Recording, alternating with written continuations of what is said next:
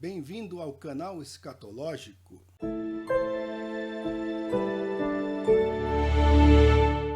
Os pós-tribulacionistas, eles afirmam que os escritos dos pais da igreja, os primeiros cristãos, que esses escritos não mencionam duas fases para o retorno de Cristo. Ora, cada época da igreja teve o seu foco específico, claramente retratado nas 7 igrejas do Apocalipse, na descrição da tribulação de cada uma. Os pais da igreja, eles estavam muito mais preocupados em aprimorar a doutrina da cristologia e a doutrina da trindade, ou da triunidade de Deus. Então, vocês podem ver nos primeiros escritos justamente a luta principalmente contra os gnósticos que existem por aí até hoje, ok? Na verdade, muitos dos primeiros cristãos nada falaram acerca do arrebatamento. E aqueles que o fizeram quase sempre escreveram de uma maneira geral a respeito da expectativa em que viviam em relação à volta iminente do Senhor Jesus, sem se estenderem muito na exposição de seus pontos de vista. Isso é claro. Mas eles tinham dentro de si a certeza da bem-aventurada esperança. E também por causa da influência da escola alexandrina e também da de Agostinho, a tendência foi a espiritualização das profecias e a pouca atenção dada aos detalhes do programa profético da Bíblia. A espiritualização das profecias e interpretações alegóricas se devem a Agostinho. E o chamado dispensacionalismo sempre esteve na Bíblia. Só que apenas de um tempo para cá é que foi devidamente sistematizado. Nós não podemos negar que o próprio Paulo explica e ensina que estamos na dispensação da graça. Vejamos o que ele diz aqui em Efésios capítulo 3. Por esta causa, eu, Paulo, sou prisioneiro de Jesus Cristo por vós, os gentios. Verso 2. Se é que tendes ouvido a dispensação da graça de Deus, que me é dada para convosco. Então, o próprio apóstolo Paulo, ele era um dispensacionalista. Então, essa ladainha dos pós-tribulacionistas, que não entendem a Bíblia corretamente, então essa ladainha está furada, porque o próprio apóstolo Paulo era um dispensacionalista. O dispensacionalismo sempre esteve nas Escrituras. Só que foi, após as batalhas doutrinárias enfrentadas pelos primeiros cristãos, foi agora sistematizada justamente pela igreja que passa aí, que somos nós, né, pelos últimos tempos da graça. Ou vocês duvidam? Vocês por acaso duvidam que estamos aí no fim dos tempos? Bom, o dispensacionalismo é o único sistema bíblico que consegue fazer o link da realidade que vivemos, que estamos vivendo, com a profecia bíblica. Tá? Os outros dizem, não, tudo já aconteceu, não, tudo é alegórico, mas não, certo? Então vivemos aí, somos a igreja de Laodiceia. Vemos que no capítulo 4, versículo 1 de Apocalipse, que a voz do Senhor é como uma trombeta.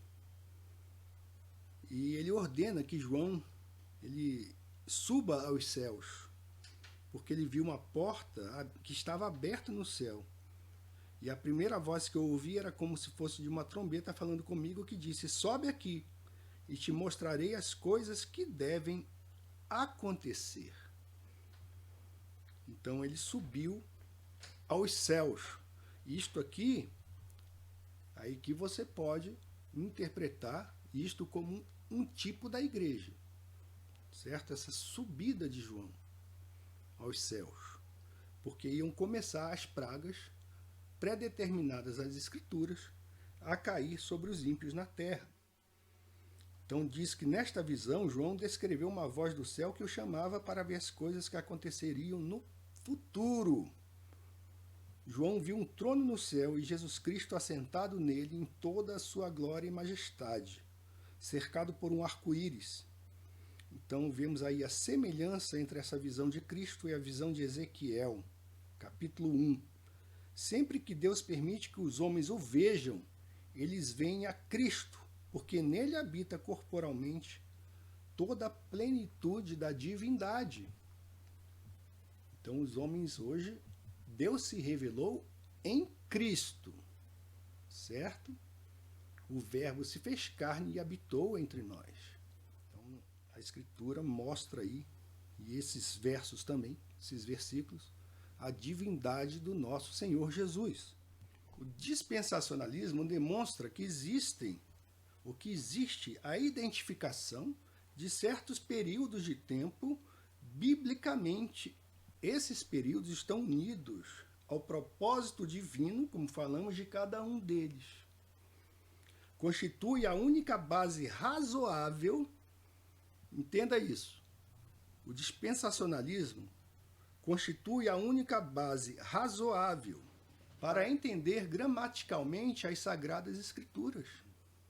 O enfoque do dispensacionalismo evidencia que os grandes períodos de tempo da Bíblia, expressados direta ou indiretamente por tipos, numeração ou exemplo, como vemos ali o tipo da Arca de Noé, um tipo do arrebatamento, é um tipo, a Arca também é um tipo de Cristo.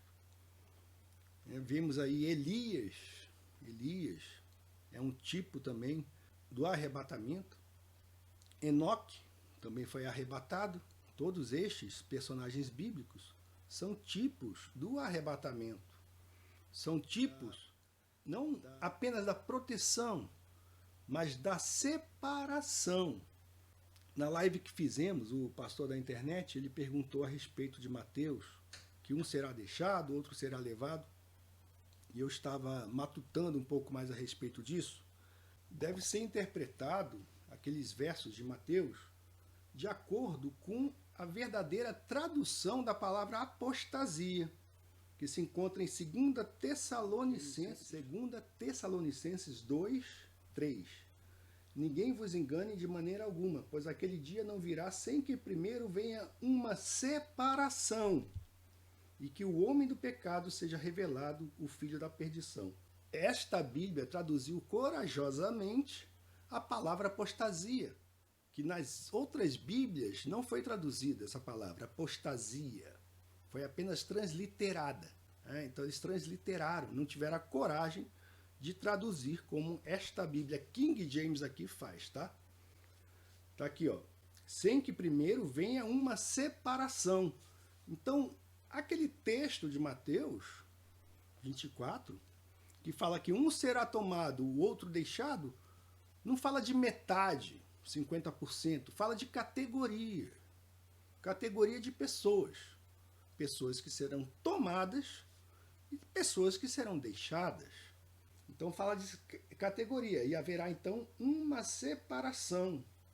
Então este é o grande evento, o arrebatamento, é o grande evento que vai unir a humanidade em torno do anticristo. Porque os salvos já terão sido arrebatados.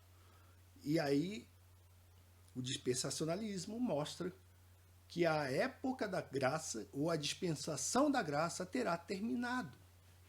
Porque não haverá mais salvos através da obra do Espírito Santo de Deus.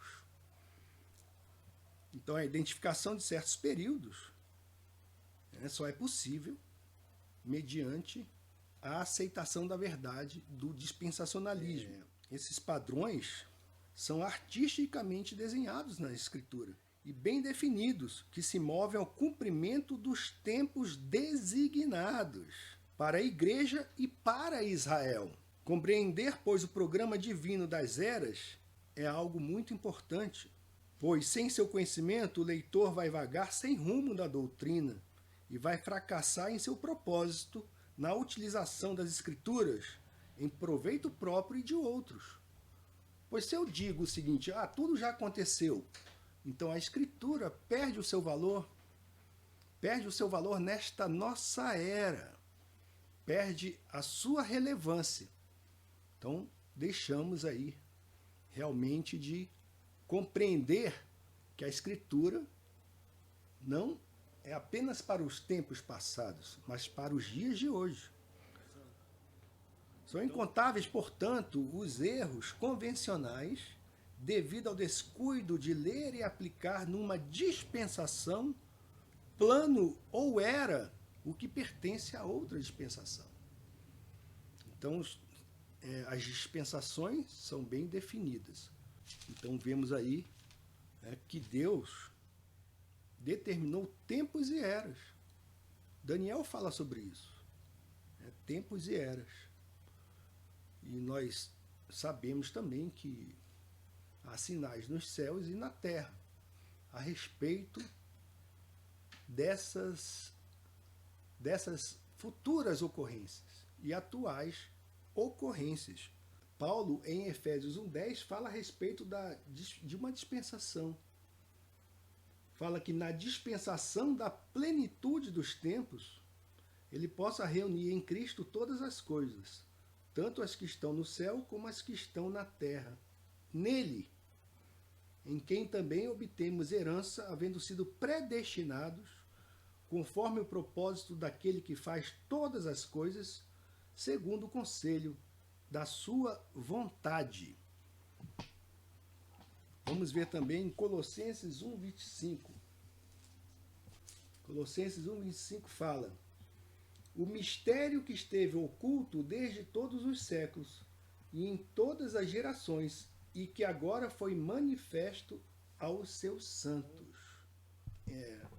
Aqueles que são contra o dispensacionalismo devem então vir aí explicar como é que a Bíblia se torna relevante nessa concepção deles.